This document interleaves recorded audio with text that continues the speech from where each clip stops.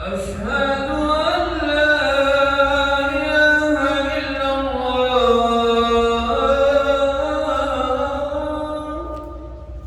أشهد أن لا إله أشهد أن لا إله إلا الله.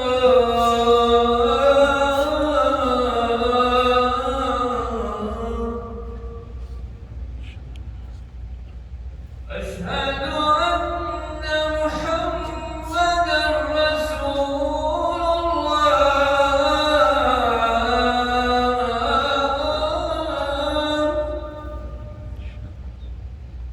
أشهد أن محمدًا رسول الله.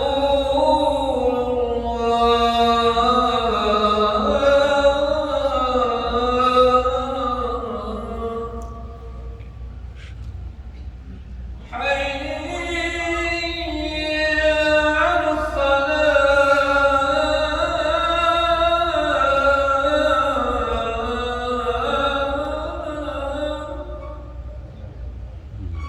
حي على الصلاة.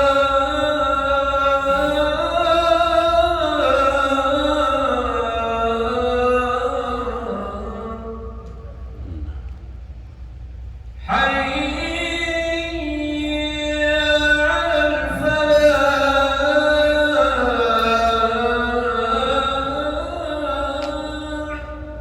لا حول ولا حي على الفلاح.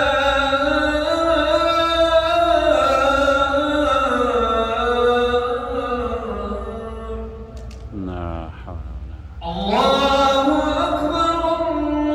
الله أكبر. الله لا إله إلا الله. لا إله إلا الله. الله أكبر. هذه التحية الصلاة.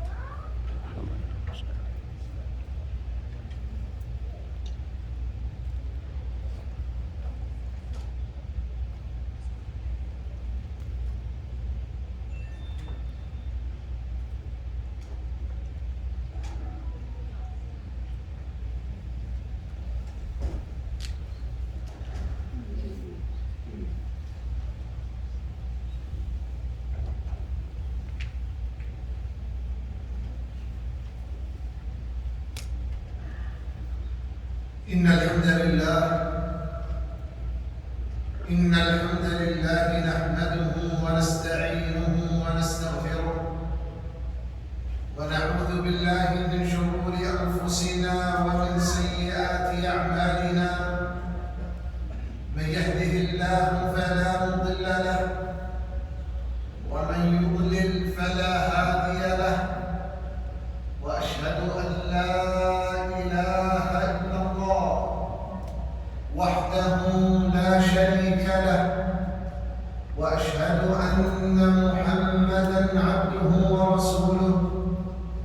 يا أيها الذين آمنوا اتقوا الله حق تقاته ولا تموتن إلا وأنتم مسلمون. يا أيها الناس اتقوا ربكم الذي خلقكم من نفس واحدة وخلق منها زوجها وبث منهما رجالا كثيرا ونساء. واتقوا الله الذي تساءلون به والأرحام إن الله كان عليكم رقيبا.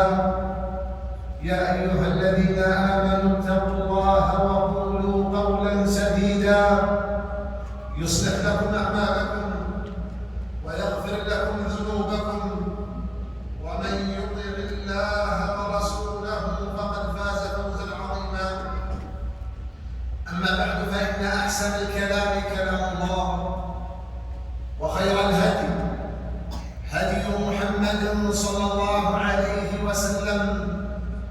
وشر الأمور محدثاتها وكل محدثة بدعة وكل بدعة ضلالة وكل ضلالة في النار. أيها المسلمون عباد الله،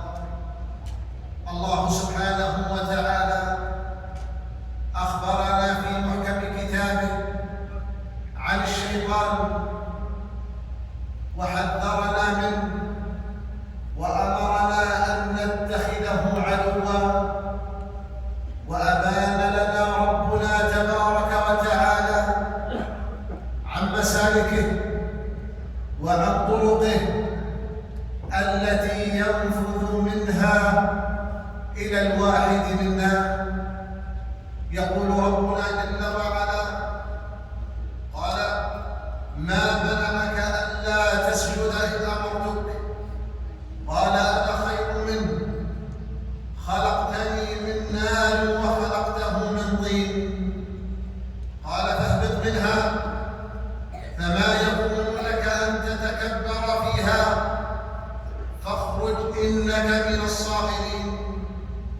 قال: أنظرني إلى يوم يبعثون. قال: إنك من المنظرين. قال: فبما أغويتني لأقعدن لهم صراطك المستقيم، ثم لآتينهم من بين أيديهم ومن خلفهم وعن أيمانهم وعن شمائلهم، ولا تجد أكثرهم شاكرين. قال: اخرج منها مذءوما مدحورا، لمن تبعك منهم لأملأن جهنم منكم أجمعين. نعم عباد الله، الله جل وعلا أمره بالسجود لآدم كما أمر غيره من الملائكة، فسجدوا كلهم إلا إبليس لم يكن من الساجدين. فأخبرنا ربنا تبارك وتعالى بهذا، وأخبرنا ربنا جل وعلا أنه سينظره إلى يوم يبعثون. وبين لنا ربنا سبحانه وتعالى مسالكه وطرقه. ولهذا عباد الله، الناصح لنفسه العامل على نجاتها في هذه الحياة يجد ويجتهد في تتبع رضا الرب تبارك وتعالى، وأن يبتعد عن كل ما يدخله في غضبه سبحانه وتعالى ويوصله إلى أليم عقابه. نعم معاشر المسلمين، ومن مسالكه تلكم السبل والطرق التي تخالف الصراط المستقيم والنهج القويم التي يدعو الناس إليها. قال ابن مسعود رضي الله عنه وعن الصحابة أجمعين: خط رسول الله صلى الله عليه وسلم خطا بيده، ثم قال: هذا سبيل الله مستقيما، وخط خطوطا عن يمينه وشماله، ثم قال: هذه السبل ليس منها سبيل إلا عليه شيطان يدعو إليه، ثم قرأ: وأن هذا صراطي مستقيما فاتبعوه ولا تتبعوا السبل فتفرق بكم عن سبيله. فأمرنا ربنا تبارك وتعالى بأن نسلك الصراط المستقيم وأن نسير عليه، وأن نبتعد عن تلكم الطرق وعن تلكم السبل التي على كل واحد منها شيطان يدعو إليه. ولهذا عباد الله، من أعظم ما جاء به نبينا صلى الله عليه وسلم الاجتماع على كتاب الله تبارك وتعالى وعلى سنته عليه الصلاة والسلام، والبعد كل البعد عن التفرق في الدين. قال جل وعلا: واعتصموا بحبل الله جميعا ولا تفرقوا. وقال سبحانه وتعالى: ولا تكونوا من المشركين من الذين فرقوا دينهم وكانوا شيعا كل حزب بما لديهم فرحون. وقال جل وعلا: إن الذين فرقوا دينهم وكانوا شيعا لست منهم في شيء. فحذرنا ربنا تبارك وتعالى في كتابه وفيما أوحاه إلى نبيه صلى الله عليه وسلم من اتخاذ تلكم الطرق وجعل تلكم الفرق التي تخالف الصراط الصراط المستقيم وتخالف نهج نبينا محمد صلى الله عليه وسلم. صح عن رسول الله صلى الله عليه وسلم أنه قال: افترقت اليهود على 71 فرقة، وافترقت النصارى على 72 فرقة، وستفترق هذه الأمة على 73 فرقة، كلها في النار إلا واحدة. قالوا: من هي يا رسول الله؟ قال: الجماعة. وفي رواية: ما أنا عليه وأصحابي.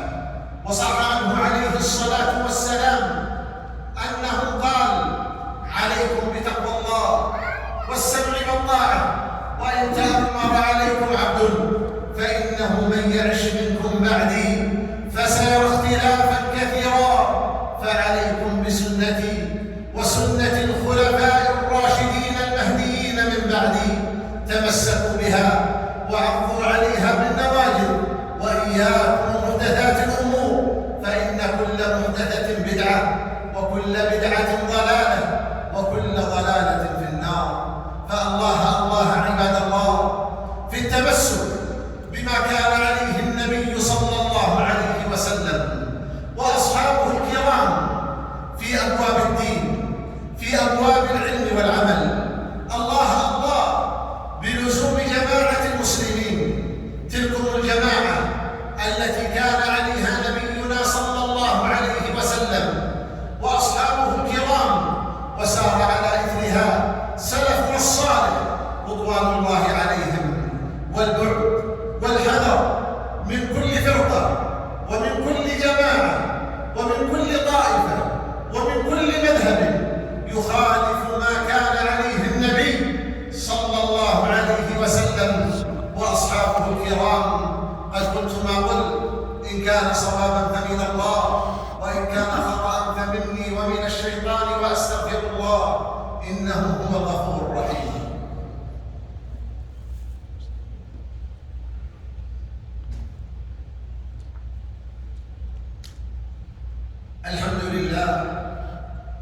الحمد لله حمدا كثيرا طيبا مباركا فيه، من ما يحب ربنا ويرضى. وأشهد أن لا إله إلا الله وحده لا شريك له، وأشهد أن محمدا عبده ورسوله صلى الله عليه وعلى آله وصحبه وسلم تسليما كثيرا إلى يوم الدين. أما بعد، فاتقوا الله عباد الله أيها المسلمون. أخرج الإمام عبد الرزاق في مصنفه أن سعيد بن المسيب التابعي الجليل رحمه الله رأى رجلا يصلي بعد طلوع الفجر أكثر من ركعتين، يكثر فيها الركوع والسجود، فنهاه فقال: يا أبا محمد، يعذبني الله على الصلاة، يعذبني الله على الصلاة. قال رحمه الله: لا، ولكن يعذبك على خلاف السنة. نعم عباد الله، يعذبك على خلاف السنة، لأن الله جل وعلا إنما أرسل رسوله عليه الصلاة والسلام حتى يعبد الناس ربهم على وفق هدي رسول الله صلى الله عليه وسلم. ألا وإن من الأمور التي حصلت في أمة الإسلام مما أخبر عنه نبينا صلى الله عليه وسلم وجود الفرق والأحزاب والجماعات، ومن تلكم عباد الله ما تسمى بجماعة التبليغ أو جماعة الأحباب. هذه الجماعة التي أنشئت منذ أن أنشئت على طريقة تخالف طريقة رسول الله صلى الله عليه وسلم، وتخالف ما كان عليه النبي صلى الله عليه وسلم وأصحابه الكرام رضوان الله عليهم. فرؤوس هذه الجماعة ومؤسسوها يعتقدون عقيدة الماتريدية، تلكم العقيدة التي تخالف عقيدة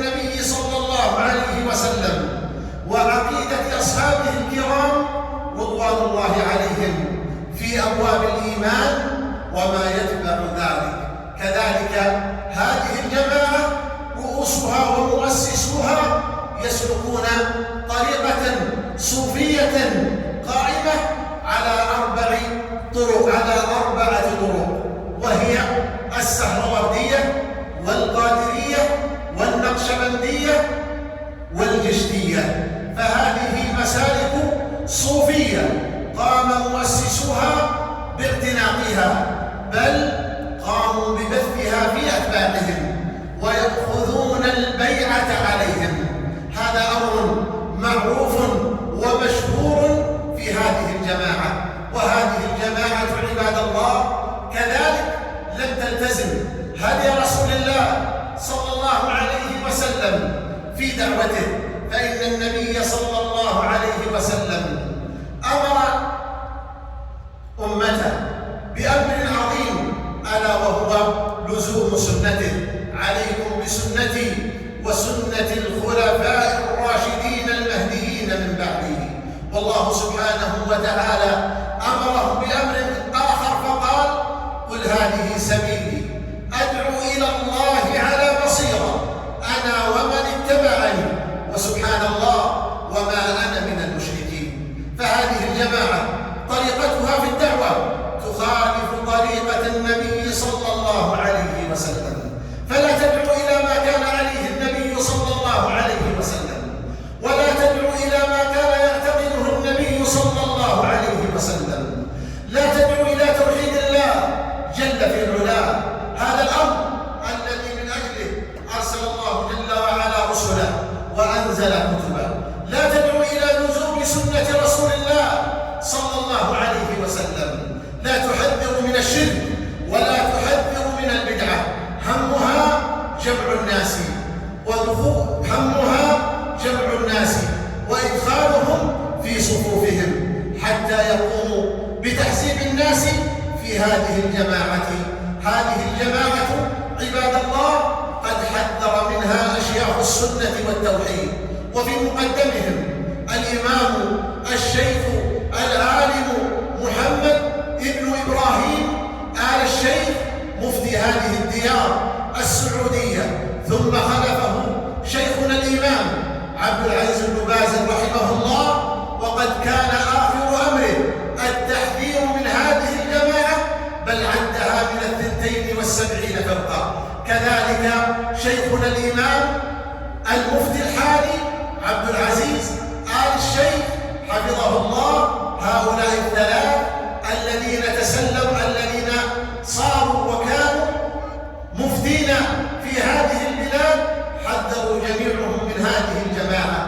كذلك جملة من أشياخ السنة والتوحيد من أعضاء اللجنة الدائمة والإفتاء كشيخنا الصالح الفوزان وشيخنا عبد الله الغديان، وكذلك الشيخ عبد الرزاق عفيفي وغيرهم من أعلام السنة والتوحيد حذروا من هذه الجماعة، وحكم عليهم الشيخ العالم محدث زمانه الشيخ محمد ناصر الدين الألباني رحمه الله بأنها صوفية عصرية. وهذا عباد الله منه نصحا لأهل الإسلام كلهم، فعلى الناصح لنفسه العامل على نجاتها أن يحذر من هذه الجماعة وأن يحذر منها وأن يحذر من جميع الجماعات والأحزاب، وأن يلزم نهج أهل السنة والجماعة، نهج السلف الصالح رضوان الله عليهم، فإن فيه النجاة وفيه السلامة وفيه الوصول إلى رحمة الله جل وعلا ورضوانه. ألا صلوا وسلموا على من أمركم ربكم بالصلاة عليه. اللهم صل على محمد وعلى آل محمد كما صليت على إبراهيم وعلى آل إبراهيم إنك حميد مجيد، وبارك اللهم على محمد وعلى آل محمد كما باركت على إبراهيم وعلى آل إبراهيم إنك حميد مجيد. وارض اللهم عن خلفاء نبيك الأربعة أبي بكر وعمر وعثمان وعلي، وارض عن الصحابة الكرام، وارض عن من تبعهم بإحسان إلى يوم الدين. اللهم أعز الإسلام والمسلمين واحمي حوزة الدين وانصر عبادة الموحدين. آمين. يا ربنا يا مولانا، اللهم آمنا في أوطاننا واصلح اللهم أئمتنا وولاة أمورنا آمين. اللهم وفق ولي أمرنا لما تحبه وترضاه، اللهم سدده في أقواله وأعماله. آمين. اللهم وفقه ولي عهده لما تحبه وترضاه، آمين. وسددهما يا ربنا يا مولانا في أقوالهما وأعمالهما، وارزقهما البطانة الصالحة الناصحة يا ربنا يا مولانا. اللهم أمن المسلمين في أوطانهم واصلح ولاة أمورهم لتحكيم شرعك والعمل بكتابك وبسنة نبيك صلى الله عليه وسلم. آمين. اللهم إنا نسألك الهدى والتقى والعفاف والغنى. اللهم إنا نسألك من خير ما سألك منه نبيك محمد صلى الله عليه وسلم، آمين. ونستعين بك من شر ما استعاذ منه نبيك محمد صلى الله عليه وسلم. آمين. اللهم إنا نسألك الجنة وما قرب إليها من قول وعمل، ونستعيذ بك من النار وما قرب إليها من قول أو عمل. اللهم اغفر لوالدينا، اللهم اغفر لوالدينا، اللهم اغفر لوالدينا. اللهم ارحم موتانا وموتى المسلمين ممن مات على الإسلام يا رب العالمين. اللهم اشف مرضانا ومرضى المسلمين. اللهم اصلح أزواجنا وذريتنا يا رب العالمين. اللهم اربط على قلوب جنودنا البواسل الذين يذبون عن رياض هذه البلاد المباركة. اللهم اربط على قلوبهم وثبت أقدامهم وسدد رميهم وانصرهم نصرا عزيزا مؤزرا عاجلا غير آجل. اللهم تقبل موتاهم في الشهداء واشف مرضاهم يا رب العالمين. وآخر دعوانا الحمد لله رب العالمين، وصلى الله وسلم وبارك على نبينا محمد وعلى آله وصحبه وسلم تسليما كثيرا إلى يوم الدين. आमीन। जज़ाकल्लाह खैर। तबलीगी जमात के बारे में सऊदी अरब में तमाम मसाजिद में खुतबा हुआ है। أشهد أن لا إله